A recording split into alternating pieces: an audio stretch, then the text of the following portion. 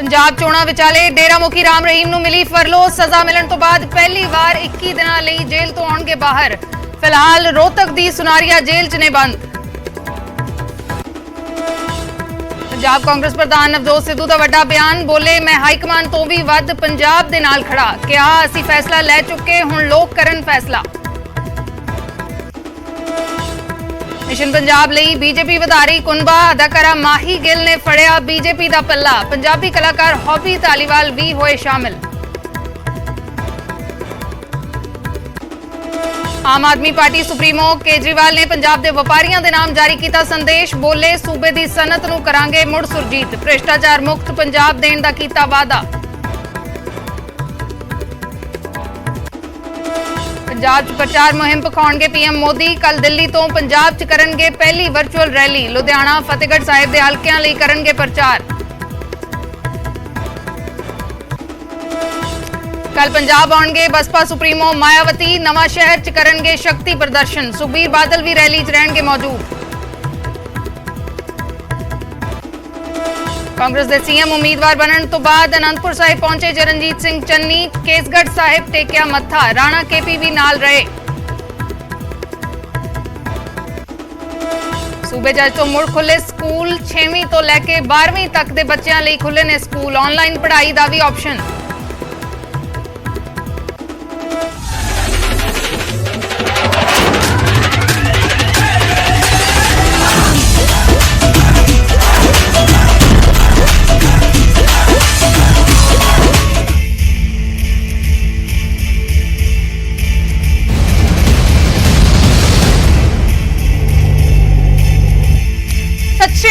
मैं अर्शदीप संधू न्यूज़ 18 पंजाब हरियाणा हिमाचल देख रहे दर्शकों का स्वागत है। ते शुरुआत करांगे अज दी वड्डी खबर दे नाल। राम रहीम डेरा सिरसा दे मुखी राम रहीम नूं फरलो मिली है 21 दिनां दे लई। पहली बार जेल चों बाहर आउणगे फरलो ते 21 दिनां दी फरलो नूं किस तरीके दे नाल वेख्या जावे। पहली बार 21 दिनां दे लई राम रहीम बाहर आएगा जेल तो। अजे सुनारिया जेल दे विच बंद है राम रहीम। अजे रोहतक दी सुनारिया जेल दे विच बंद है ते रोहतक दी सुनारिया जेल दे बाहर सिक्योरिटी वधा दी गई है क्योंकि फरलो मिल गई है राम रहीम नूं ते इस करके सिक्योरिटी जेल दे बाहर वधा दी है। राम रहीम नूं 21 दिनां दी फरलो मिली है। जेल चों बाहर आएगा राम रहीम ते कनैक्शन किस तरीके दे नाल वेख्या जाए। इलैक्शन दे नाल की कनैक्शन है इस दे नाल भी चर्चा करांगे। इस दे बारे भी चर्चा करांगे कि इलैक्शंस दे विच की असर नजर आवेगा इस सब दा।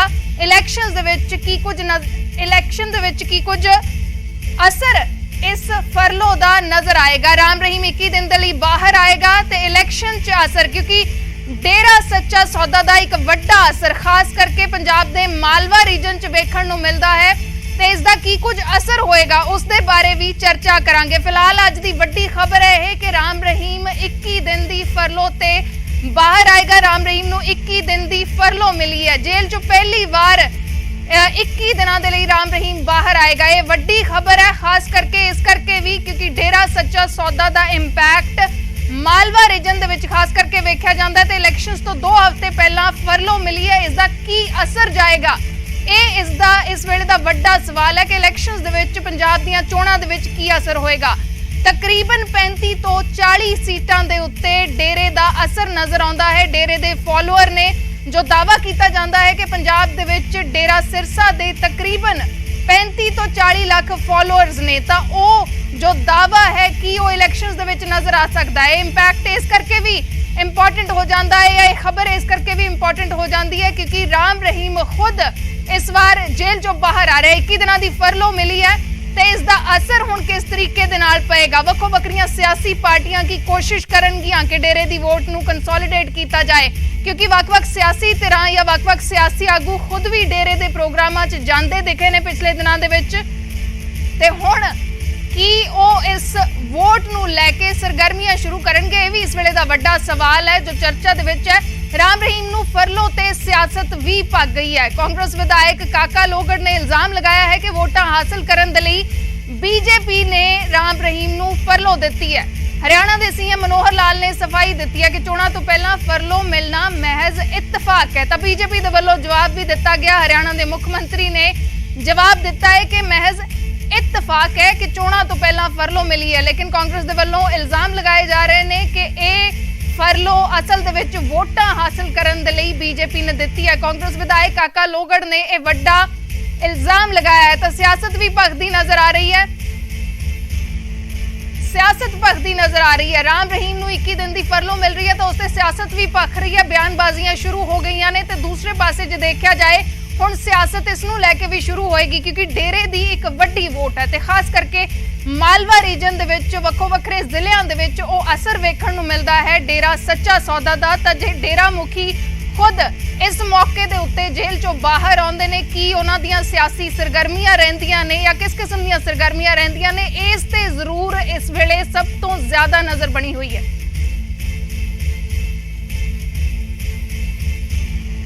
देखो जी ਆਪਾਂ ਨੂੰ ਪਤਾ ਵੀ ਅੱਗੇ ਵੀ ਬੀਜੇਪੀ ਬਹੁਤ ਉਹਨੂੰ ਸ਼ਹਿ ਦੇ ਰਹੇ ਸੀਗੇ। ਬੀਜੇਪੀ ਦਾ ਇਰਾਦਾ ਹੈਗਾ ਵੀ ਜੇ ਉਹਨੂੰ ਬਾਹਰ ਆ ਜੇ ਤਾਂ ਸਾਨੂੰ ਇਲੈਕਸ਼ਨਾਂ 'ਚ ਉਹਦੀ ਮਦਦ ਮਿਲੂਗੀ। ਇਸ ਕਰਕੇ ਉਹ ਲੋਕਾਂ ਦੀਆਂ ਵੋਟਾਂ ਬਟੋਰਨ ਵਾਸਤੇ ਜਿਹੜਾ ਉਹ ਪਰੋਲ ਤੇ ਲਿਆ ਰਹੇ। 7 ਤਰੀਕ ਤੋਂ ਲੈ ਕੇ 27 ਤਰੀਕ ਤੱਕ ਫਰਲੋ ਦੇ ਰਹੇ ਆ, ਇਲੈਕਸ਼ਨਾਂ ਦੇ ਦੌਰਾਨ ਹੀ ਦੇ ਰਹੇ ਆ। ਕੀ ਸਮਝਦੇ ਹੋ ਕਿੰਨਾ ਕੁ ਫਰਕ ਪਏਗਾ ਜੀ? ਦੇਖੋ ਜੀ ਮੈਂ ਕਹਿ ਨਹੀਂ ਸਕਦਾ ਕਿੰਨਾ ਫਰਕ ਪੈਂਦਾ, ਪਰ ਹੈ ਇਹੀ ਕੁਛ ਜਿਹੜਾ ਕੁਛ ਮੈਂ ਤੁਹਾਨੂੰ ਦੱਸ ਰਿਹਾ। ਕੀ ਲੱਗ ਰਿਹਾ ਕਿ ਬੀਜੇਪੀ ਦੀ ਸਾਰਾ ਹੈ ਬੀਜੇਪੀ ਵੱਲੋਂ ਕਰਾਇਆ ਜਾ ਰਿਹਾ ਹੈ? ਇਹ ਕੋਈ ਸ਼ੱਕ ਹੀ ਨਹੀਂ, ਕੋਈ ਬੀਜੇਪੀ ਵੱਲੋਂ ਕਰਾਇਆ ਜਾ ਰਿਹਾ। ਸਿਆਸੀ ਸਟੰਟ ਕਿਹਾ ਜਾਂਦਾ ਹੈ। ਸਿਆਸੀ ਸਟੰਟ ਹੀ ਹੈ ਜਿਹੜਾ ਬੀਜੇਪੀ ਲਿਆ ਰਹੀ ਹੈ, ਇਲੈਕਸ਼ਨਾਂ ਦੇ ਦੌਰਾਨ ਲਿਆ ਰਹੀ ਆ। ਇਲੈਕਸ਼ਨਾਂ ਦੇ ਵਿੱਚ ਜਾ ਕੇ ਕੋਈ ਰੌਲਾ ਰੱਪਾ ਪਵਾ ਰਹੇ ਲਿਆ ਕੇ। ਕਈ ਵੱਡੇ ਚਿਹਰੇ ਵੀ ਡੇਰਿਆਂ ਤੇ ਜਾ ਸਕਦੇ ਜੀ ਹੁਣ। ਦੇਖੋ ਜੀ ਅਸੀਂ ਕਹਿ ਨਹੀਂ ਸਕਦੇ ਕਿ ਕੀ ਕੌਣ ਜਾਊਗਾ ਕੌਣ ਨਹੀਂ, ਪਰ ਜਿਹੜਾ ਉਹਨਾਂ ਨੇ ਕਰਨਾ ਉਹ ਤਾਂ ਬੀਜੇਪੀ ਦਾ ਕਰਨਾ ਗਾ। ਬੀਜੇਪੀ ਉਹਨੂੰ ਲਿਆ ਰਹੀ ਹੈ। कुछ चीज़ा जो साढ़े सिस्टम ने बने है, भावें वो संविधान है कानून है, उस हिसाब नाल सारे समाज नूं पता है कि ये चीज़ा किवें किवें हुंदियां ने। अगर फरलो अज मिली है तो इहदा मैं समझना कोई चोण दे नाल कोई संबंध नहीं है, इहदा संयोग है।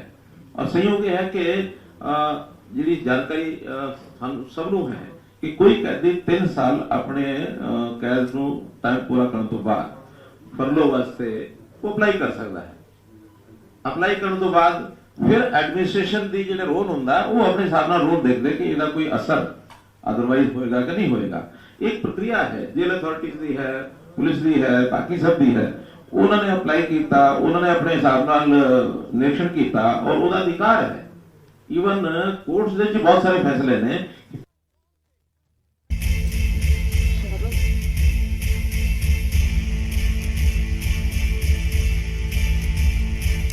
राम रहीम ਨੂੰ 21 दिन की फरलो मिली है तो इस दे उत्ते सियासत भी गरमा गई है। जिथे कांग्रेस के विधायक इल्जाम लगा रहे हैं कि बीजेपी ने इस सियासी स्टंट खेडिया है वोटां हासिल करने के लिए, उत्थे ही हरियाणा के मुख्यमंत्री कहते नजर आए ने कि ये कोई सियासी स्टंट नहीं है, महज संयोग है। हालांकि संयोग किस दे हक दे विच भुगतेगा ये इस वेले वेखण वाली गल होएगी। असीं डेरे दे असर की गल कर रहे हैं। प्रमुख डेरियां की जे गल करिए उन्हां दे विच डेरा सच्चा सौदा एक वड्डा डेरा बन के उभरदा है। ते गल करिए जिलियां दी, किहड़े-किहड़े जिलियां दे विच मालवे दे विच खास करके असर वेखण नूं मिलदा है। पटियाला, मुक्तसर, संगरूर, मानसा, बठिंडा, बरनाला, फरीदकोट, फिरोजपुर, अबोहर, मोहाली, मोगा, फजलका, लुधियाना, मलेरकोटला ते श्री फतेहगढ़ साहिब ये जिले ने प्रमुख जिले जिन्हां दे विच खास करके डेरे दा असर वेखण नूं मिलदा है। ते जे इन्हां जिलियां दी गल करिए तां इन्हां जिलियां च जे असीं हलकियां दी गल करिए तां 35 तो 40 हलकियां ते डेरे दा असर जिहड़ा है वो विखाई दिंदा है। लेकिन ये वोट किस किस्म दे नाल असर करेगी, इस बार नहीं करेगी, कंसोलीडेटेड तरीके दे नाल एन ब्लॉक वोट किसे पासे जाएगी, ਇਹ ਇਸ ਵੇਲੇ ਦਾ ਵੱਡਾ ਸਵਾਲ ਹੈ। ਮਾਲਵੇ ਰੀਜਨ ਦੇ ਵਿੱਚ ਜਿਵੇਂ ਅਸੀਂ ਪਹਿਲਾਂ ਵੀ ਜ਼ਿਕਰ ਕਰ ਰਹੇ ਹਾਂ ਕਿ ਮਾਲਵਾ ਦੇ ਵਿੱਚ ਵੱਡਾ ਅਸਰ ਡੇਰਾ ਸੱਚਾ ਸੌਦਾ ਦਾ ਸਿਆਸੀ ਪ੍ਰਭਾਵ ਜਿਹੜਾ ਅਸੀਂ ਕਹੀਏ ਉਹ ਵੇਖਣ ਨੂੰ ਮਿਲਦਾ ਹੈ। ਤਾਂ 35 ਤੋਂ 40 ਸੀਟਾਂ ਇੱਕ ਵੱਡਾ ਪ੍ਰਭਾਵ ਜਿਹੜਾ ਹੈ ਉਹ ਡੇਰੇ ਦਾ ਵੇਖਣ ਨੂੰ ਮਿਲਦਾ ਹੈ, ਡੇਰਾ ਸੱਚਾ ਸੌਦਾ ਦਾ, ਜਿਸ ਦੇ ਰਾਮ ਰਹੀਮ ਮੁਖੀ ਨੇ। ਤੇ ਰਾਮ ਰਹੀਮ ਇਸ ਵੇਲੇ ਫਰਲੋ ਦੇ ਬਾਹਰ ਆਉਣਗੇ। 21 ਦਿਨ ਦੀ ਫਰਲੋ ਮਿਲੀ ਹੈ। 20 ਫਰਵਰੀ ਨੂੰ ਵੋਟਾਂ ਪੈਣੀਆਂ ਨੇ ਪੰਜਾਬ ਦੇ ਵਿੱਚ, ਤਾਂ ਸਿਰਫ 2 ਹਫ਼ਤੇ ਨੇ ਤੇ ਉਸ ਤੋਂ ਪਹਿਲਾਂ ਇਹ ਫਰਲੋ ਮਿਲਣੀ ਇਸ ਨੂੰ ਜਿੱਥੇ ਕਾਂਗਰਸ ਸਿਆਸੀ ਸਟੰਟ ਦੱਸ ਰਹੀ ਹੈ, ਕਹਿ ਰਹੀ ਹੈ ਕਿ ਬੀਜੇਪੀ ਵੋਟਾਂ ਦੇ ਲਈ ਇਹ ਕੋਸ਼ਿਸ਼ ਕਰ ਰਹੀ ਹੈ, ਤਾਂ ਦੂਸਰੇ ਪਾਸੇ ਇਹ ਅਸਰ ਡੇਰਾ ਸੱਚਾ ਸੌਦਾ ਦਾ ਅਸਰ। ਤਾਂ ਇਹ ਰੀਜਨ ਜੋ ਅਸੀਂ ਗੱਲ ਕਰ ਰਹੇ ਹਾਂ, ਇਹ ਜੋ ਜ਼ਿਲ੍ਹੇ ਨੇ ਮੁਕਤਸਰ, ਬਠਿੰਡਾ, ਮਾਨਸਾ, ਸੰਗਰੂਰ, ਪਟਿਆਲਾ, ਇਹ ਖਾਸ ਕਰਕੇ ਇਹ ਜਿਹੜਾ ਏਰੀਆ ਹੈ ਹਰਿਆਣਾ ਦੇ ਨਾਲ ਲੱਗ ਜਾਂਦਾ ਹੈ ਤੇ ਇੱਥੇ ਜ਼ਿਆਦਾ ਅਸਰ ਵੇਖਣ ਨੂੰ ਮਿਲਦਾ ਹੈ। ਮਾਲਵਾ ਰੀਜਨ ਦੇ ਵਿੱਚ, ਪਟਿਆਲਾ ਦੇ ਵਿੱਚ, ਸੰਗਰੂਰ ਦੇ ਵਿੱਚ, ਮਾਨਸਾ, ਬਠਿੰਡਾ 'ਚ ਖਾਸ ਕਰਕੇ ਬਠਿੰਡਾ ਮੁਕਤਸਰ ਜੋ ਏਰੀਆ ਹੈ ਖਾਸ ਕਰਕੇ ਡੇਰੇ ਦੇ ਫਾਲੋਅਰ। ਡੇਰਾ ਖੁਦ ਇਹ ਜ਼ਿਕਰ ਡੇਰੇ ਦੇ ਵੱਲੋਂ ਦਾਅਵਾ ਕੀਤਾ ਜਾਂਦਾ ਹੈ ਕਿ 6 ਕਰੋੜ ਸਾਡੇ ਫਾਲੋਅਰ ਨੇ ਪੂਰੇ ਦੇਸ਼ ਦੇ ਵਿੱਚ ਜਾਂ ਪੂਰੀ ਦੁਨੀਆ ਦੇ ਵਿੱਚ, ਤੇ ਉਸ ਦੇ ਵਿੱਚੋਂ 40 ਲੱਖ ਡੇਰੇ ਦੇ ਵੱਲੋਂ ਕਲੇਮ ਕੀਤਾ ਜਾਂਦਾ ਹੈ ਕਿ 40 ਲੱਖ ਫਾਲੋਅਰ ਪੰਜਾਬ ਦੇ ਵਿੱਚ ਨੇ। ਹਾਲਾਂਕਿ ਉਹ 40 ਲੱਖ ਇੱਕ ਵੱਡੀ ਗਿਣਤੀ ਹੈ। ਜੋ ਅਸੀਂ ਰੀਜਨ ਦੀ ਗੱਲ ਕਰ ਰਹੇ ਹਾਂ, ਜੇ 35-40 ਸੀਟਾਂ ਦੇ ਵਿੱਚ ਉਸ ਦਾ ਅਸਰ ਵਿਖਾਈ ਦਿੰਦਾ ਹੈ ਤਾਂ ਇੱਕ ਵੱਡਾ ਜੋ ਮਾਰਜਨ ਹੈ ਬਣ ਸਕਦਾ ਹੈ ਅਗਰ ਕਿਸੇ ਪਾਸੇ ਐਨ ਬਲੌਕ ਜਾਂ ਜ਼ਿਆਦਾ ਜੋ ਹੈ ਵੋਟ ਕਿਸੇ ਪਾਸੇ ਪੈਂਦੀ ਹੈ। ਨਿਊਜ਼ 18 ਦਾ ਸਵਾਲ ਨੇ ਰਾਮ ਰਹੀਮ ਦੇ ਬਾਹਰ ਆਉਣ ਦੇ ਨਾਲ ਸਿਆਸਤ ਤੇ ਕਿੰਨਾ ਅਸਰ ਪਏਗਾ, ਖਾਸ ਕਰਕੇ ਡੇਰੇ ਦਾ ਜੋ ਅਸਰ ਹੈ ਰਾਮ ਰਹੀਮ ਦੇ ਬਾਹਰ ਆਉਣ ਦੇ ਨਾਲ ਜ਼ਿਆਦਾ ਅਸਰ ਕੀ ਵੇਖਣ ਨੂੰ ਮਿਲੇਗਾ। ਕੀ ਪੰਜਾਬ ਦੀਆਂ ਚੋਣਾਂ ਦੇ ਵਿੱਚ ਮਾਲਵਾ ਖੇਤਰ ਦੇ ਵਿੱਚ ਹਲਚਲ ਵਧੇਗੀ, ਇਹ ਵੱਡਾ ਸਵਾਲ ਹੈ। ਪੰਥਕ ਧਿਰਾਂ ਦਾ ਇਸ ਤੇ ਕੀ ਪ੍ਰਤੀਕਰਮ ਹੋਏਗਾ। ਪੰਥਕ ਧਿਰਾਂ ਦੇ ਵੱਲੋਂ ਲਗਾਤਾਰ ਵਿਰੋਧ ਹੋ ਰਿਹਾ ਹੈ ਤਾਂ ਪੰਥਕ ਧਿਰਾਂ ਦਾ ਰਾਮ ਰਹੀਮ ਦੇ ਬਾਹਰ ਆਉਣ ਤੇ ਕੀ ਪ੍ਰਤੀਕਰਮ ਹੋਏਗਾ। ਰਾਮ ਰਹੀਮ ਦੇ ਬਾਹਰ ਆਉਣ ਦੇ ਨਾਲ ਸਿਆਸਤ 'ਚ ਕਿੰਨਾ ਅਸਰ ਪਏਗਾ, ਇਹ ਇਸ ਵੇਲੇ ਦਾ ਸਭ ਤੋਂ ਵੱਡਾ ਸਵਾਲ ਹੈ ਕਿ ਰਾਮ ਰਹੀਮ ਬਾਹਰ ਆਏਗਾ ਤਾਂ ਕੀ ਫਰਕ ਪਏਗਾ ਚੋਣਾਂ ਦੇ ਉੱਤੇ। ਕੀ ਪੰਜਾਬ ਦੀਆਂ ਚੋਣਾਂ 'ਚ ਮਾਲਵਾ ਖੇਤਰ 'ਚ ਹਲਚਲ ਵਧੇਗੀ। ਜੋ ਹੁਣ ਤੱਕ ਕੋਸ਼ਿਸ਼ ਸਾਰੀਆਂ ਪਾਰਟੀਆਂ ਦੇ ਵੱਲੋਂ ਕੀਤੀ ਜਾ ਰਹੀ ਸੀ, ਜੋ ਆਮ ਆਦਮੀ ਪਾਰਟੀ ਦਾਅਵਾ ਕਰਦੀ ਹੈ ਕਿ ਮਾਲਵਾ ਖੇਤਰ ਦੇ ਵਿੱਚ ਉਹਨਾਂ ਦੀ ਪਕੜ ਹੈ, ਜੋ ਕੋਸ਼ਿਸ਼ ਕਾਂਗਰਸ ਨੇ ਸੀਐਮ ਚੰਨੀ ਨੂੰ ਭਦੌੜ ਤੋਂ ਉਤਾਰ ਕੇ ਕੀਤੀ, ਕੀ ਹਲਚਲ ਉਸ ਰੀਜਨ ਦੇ ਵਿੱਚ ਵਧੇਗੀ, ਇਹ ਇਸ ਵੇਲੇ ਦਾ ਵੱਡਾ ਸਵਾਲ ਹੈ। ਤੇ ਖਾਸ ਕਰਕੇ ਡੇਰੇ ਦਾ ਅਸਰ ਤਾਂ ਹੈ ਹੀ ਹੈ, ਡੇਰੇ ਦਾ ਇੱਕ ਆਪਣਾ ਸਿਆਸੀ ਵਿੰਗ ਵੀ ਬਣਿਆ ਹੋਇਆ ਹੈ, ਲੇਕਿਨ ਹੁਣ ਰਾਮ ਰਹੀਮ ਜੇ ਖੁਦ ਬਾਹਰ ਆਏਗਾ, ਕੀ ਉਸ ਦੀਆਂ ਸਰਗਰਮੀਆਂ ਰਹਿੰਦੀਆਂ ਨੇ, ਕੀ ਸਿਆਸੀ ਸਰਗਰਮੀਆਂ ਹੁੰਦੀਆਂ ਨੇ, ਕੀ ਕੁਝ ਫਾਲੋਅਰਸ ਉਹਨਾਂ ਦੇ ਇਕੱਠੇ ਹੁੰਦੇ ਨੇ ਐਨ ਬਲੌਕ, ਕੀ ਇਹ ਵੋਟ ਕਿਸੇ ਪਾਸੇ ਵੱਲ ਜਾ ਸਕਦਾ ਹੈ, ਇਹ ਇਸ ਵੇਲੇ ਦਾ ਸਭ ਤੋਂ ਵੱਡਾ ਸਵਾਲ ਹੈ। ਤਾਂ ਰਾਮ ਰਹੀਮ ਨੂੰ 21 ਦਿਨ ਦੇ ਲਈ ਫਰਲੋ ਮਿਲੀ ਹੈ। ਅਸੀਂ ਨਿਊਜ਼ 18 ਦੇ ਸਵਾਲ ਰੱਖ ਰਹੇ ਹਾਂ ਕਿ ਇਹ ਵੱਡੇ ਸਵਾਲ ਨੇ ਇਸ ਵੇਲੇ ਕਿ ਜੇ ਰਾਮ ਰਹੀਮ ਬਾਹਰ ਆਉਂਦਾ ਹੈ, ਹੁਣ ਬਾਹਰ ਆਉਣਾ ਹੀ ਹੈ, 21 ਦਿਨ ਦੀ ਫਰਲੋ ਮਿਲੀ ਹੈ, ਤਾਂ ਸਿਆਸਤ ਦੇ ਵਿੱਚ ਕਿੰਨਾ ਅਸਰ ਪਏਗਾ। ਇਲੈਕਸ਼ਨਸ ਤੋਂ ਐਨ ਪਹਿਲਾਂ, ਪੰਜਾਬ ਦੇ ਇਲੈਕਸ਼ਨਸ ਤੋਂ ਐਨ ਪਹਿਲਾਂ 20 ਫਰਵਰੀ ਨੂੰ ਪੰਜਾਬ 'ਚ ਵੋਟਿੰਗ ਹੋਣੀ ਹੈ ਤੇ ਉਸ ਤੋਂ ਐਨ ਪਹਿਲਾਂ ਰਾਮ ਰਹੀਮ ਨੂੰ 21 ਦਿਨ ਦੀ ਫਰਲੋ ਮਿਲੀ ਹੈ। ਕਾਂਗਰਸ ਕਹਿ ਰਹੀ ਹੈ ਕਿ ਸਿਆਸੀ ਸਟੰਟ ਹੈ, ਕਾਂਗਰਸ ਕਹਿ ਰਹੀ ਹੈ ਕਿ ਸਿਆਸੀ ਸਟੰਟ ਹੈ, ਲੇਕਿਨ ਹਰਿਆਣੇ ਦੇ ਮੁੱਖ ਮੰਤਰੀ ਮਨੋਹਰ ਲਾਲ ਖੱਟਰ ਕਹਿ ਰਹੇ ਨੇ ਕਿ ਇਹ ਮਹਿਜ਼ ਸੰਯੋਗ ਹੈ। ਹਾਲਾਂਕਿ ਇਹ ਮਹਿਜ਼ ਸੰਯੋਗ ਕਿਸ ਦੇ ਹੱਕ ਦੇ ਵਿੱਚ ਭੁਗਤਦਾ ਹੈ, ਇਹ ਇਸ ਵੇਲੇ ਦਾ ਵੱਡਾ ਸਵਾਲ ਹੈ, ਵੇਖਣ ਵਾਲੀ ਗੱਲ ਹੈ। सुनारिया जेल रोहतक तो साडे सहयोगी धीरेन्द्र चौधरी जुड़े हुए हैं। धीरेन्द्र, क्या कुछ हलचल सुनारिया जेल के बाहर नजर आ रही है? मैं एक बड़ी खबर बता रहा हूं। अभी गुरुग्राम से फोर्स आई है और कई गाड़ियों का काफिला जेल परिसर के अंदर दाखिल हुआ है। शायद राम रहीम को गुरुग्राम लेकर जाया जाएगा। और अभी जेल परिसर के आसपास जैसे ही पता लगा कि राम रहीम आज फरलों पर बाहर आ रहे हैं, उनके समर्थक भी आना शुरू हो गए हैं। कुछ महिलाएं जेल परिसर के आसपास पहुंची हैं और जैसा कि हमने पहले भी बताया था कि सुरक्षा व्यवस्था कड़ी कर दी गई है और आसपास जितने भी जेल परिसर के पास नाके हैं सबको सुरक्षा वहां पर बढ़ा दी गई है। और आपको तस्वीरें दिखाते हैं जेल परिसर के आसपास की कि यहाँ पर आज 11 बजे से जो मुलाकाती जिनको जेल में मिलने के लिए आना था उनकी मुलाकात बंद कर दी गई है और अब से कुछ ही देर बाद राम रहीम को सुनारिया जेल से बाहर निकाला जाएगा। और अब से थोड़ी देर पहले गुरुग्राम से पुलिस फोर्स आई थी, कुछ गाड़ियों का काफिला आया था गुरुग्राम से। शायद राम रहीम को सुनारिया जेल के बाद गुरुग्राम लेकर जाया जाएगा, लेकिन यह पुख्ता तौर पर हम नहीं कहते। लेकिन जो गाड़ियां थी वो गुरुग्राम पुलिस की थी। अर्शदीप जी जी जी धीरेन्द्र, आप तस्वीरें दिखाते रहे। सुनारिया जेल के बाहर सुरक्षा वधा दी गई है। साडे नाल इस वेले अकाली दल तो अर्शदीप कलेर जुड़े हुए हैं। अर्शदीप जी, स्वागत है न्यूज़ 18 पंजाब ते। तुसी इस फरलो नूं किवें वेख रहे हो? कांग्रेस दे वल्लों इल्जाम लगाया जा रहा है कि सियासी स्टंट है, बीजेपी वोटां दे लई एक कोशिश कर रही है ते इसे करके फरलो मिली है। हालांकि मनोहर लाल खट्टर कह रहे हैं कि महज संयोग है। तुसी इस नूं किवें देख रहे हो? नहीं, ये तो बड़ा स्पष्ट तौर से है जी। तुसीं देखोगे कि अज जिहड़ी सरकार फरलो दे रही है वो किहदी सरकार है ते अज उन्होंने चोणां दे मौसम से बचा के ऐसी कोई भी पैरोल या फरलो देनी वो अपने आप दे विच दिखाउंदा कि एक पोलिटिकल डिसीजन और सोच समझ के एक पोलिटिकल डिसीजन एक पोलिटिकल फायदे लई लिया गया। पर अज मैनूं इस गल दा बड़ा आ रहा जी कि देखो एक पासे तां एक इंसान जिहने ਸੰਗੀਨ ਇਲਜ਼ਾਮ ਨੇ ਉਹਨੂੰ ਕਰੋੜ ਮਿਲਦੀ ਹੈ, ਤੇ ਦੂਜੇ ਪਾਸੇ ਕੇਜਰੀਵਾਲ ਸਰਕਾਰ ਪ੍ਰੋਫੈਸਰ ਦਵਿੰਦਰਪਾਲ ਭੁੱਲਰ ਜਿਹੜੇ ਆਪਣੀ ਸਜ਼ਾ ਪੂਰੀ ਕਰ ਚੁੱਕੇ ਨੇ, ਉਹਨਾਂ ਨੂੰ ਇੱਕ ਪੋਲੀਟੀਕਲ ਗਿਣਤੀ ਮਿਲਦੀ ਹੈ, ਉਹਨਾਂ ਨੂੰ ਛੱਡਣ ਨੂੰ ਤਿਆਰ ਨਹੀਂ ਹੈਗੀ। ਸੋ ਅੱਜ ਇਸ ਗੱਲਾਂ ਨੂੰ ਦੇਖ ਕੇ ਆਪਣੇ ਦੇਸ਼ ਦੇ ਵਿੱਚ ਦੋ ਤਰ੍ਹਾਂ ਦੇ ਕਾਨੂੰਨ ਦੇਖਣ ਨੂੰ ਮਿਲ ਰਹੇ ਨੇ ਕਿ ਇੱਕ ਬੰਦੇ ਨੂੰ ਪੋਲੀਟੀਕਲ ਪਾਰਟੀ ਆਪਣੀ ਮਰਜ਼ੀ ਦੇ ਨਾਲ ਪੈਰੋਲ ਦਿੰਦੀ ਹੈ, ਫਰਲੋ ਦਿੰਦੀ ਹੈ, ਤੇ ਦੂਜੇ ਪਾਸੇ ਇੱਕ ਬੰਦਾ ਜਿਹੜਾ ਆਪਣੀ ਸਜ਼ਾ ਪੂਰੀ ਕਰ ਚੁੱਕਿਆ ਪ੍ਰੋਫੈਸਰ ਦਵਿੰਦਰਪਾਲ ਭੁੱਲਰ, ਉਹਨਾਂ ਨੂੰ ਕੇਜਰੀਵਾਲ ਸਰਕਾਰ ਛੱਡਣ ਤੋਂ ਮਨਾ ਕਰ ਰਹੀ ਹੈ। ਸੋ ਆਪਣੇ ਆਪ ਦੇ ਵਿੱਚ ਸਾਡੀ ਸਮਝ ਤੋਂ ਬਾਹਰ ਹੈ। ਅਰਸ਼ਦੀਪ ਜੀ, ਤੁਸੀਂ ਪੰਜਾਬ ਦੀ ਸਿਆਸਤ ਦੇ ਵਿੱਚ ਇਸ ਦਾ ਅਸਰ ਕਿਵੇਂ ਦੇਖਦੇ ਹੋ? ਕਿਉਂਕਿ ਰਾਮ ਰਹੀਮ ਜੇ ਬਾਹਰ ਆ ਰਹੇ ਨੇ, ਸਿਆਸੀ ਵਿੰਗ ਵੀ ਹੈ ਡੇਰੇ ਦਾ, ਡੇਰੇ ਦੀ ਵੋਟ ਵੀ ਕਾਫੀ ਮੰਨੀ ਜਾਂਦੀ ਹੈ, ਡੇਰੇ ਦਾ ਅਸਰ ਮਾਲਵੇ 'ਚ ਖਾਸ ਕਰਕੇ ਵੇਖਣ ਨੂੰ ਮਿਲਦਾ ਹੈ। ਤੁਸੀਂ ਚੋਣਾਂ ਤੇ ਇਸ ਦਾ ਕੀ ਅਸਰ ਦੇਖਦੇ ਹੋ?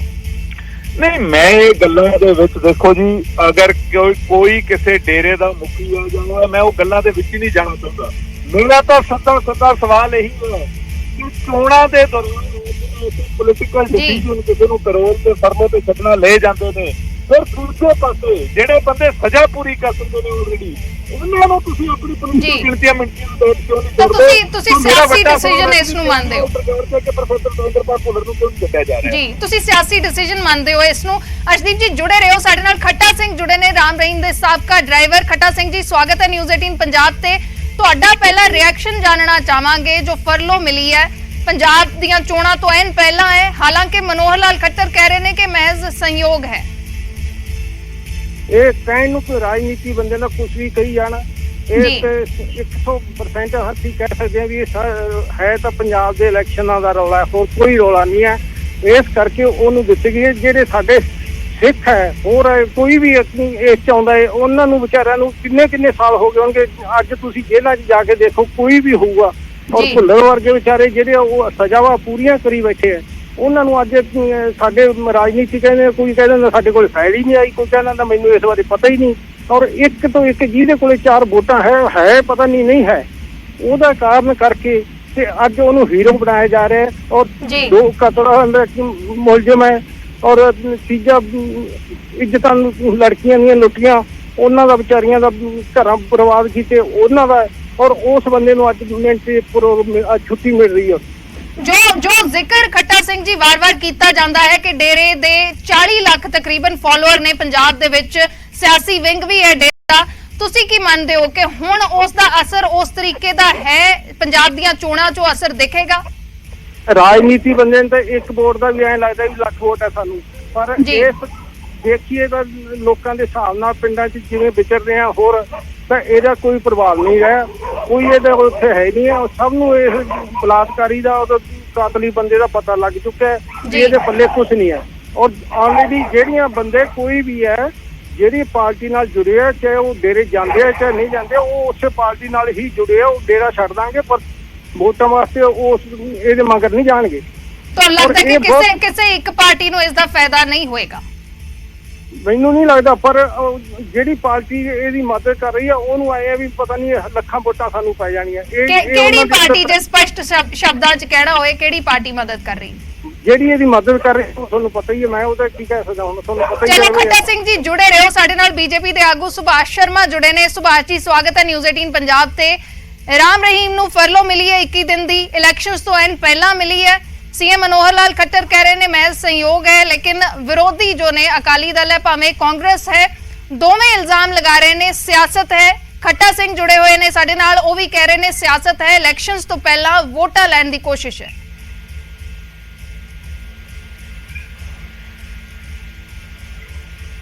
सुभाष जी आवाज मिल पा रही है?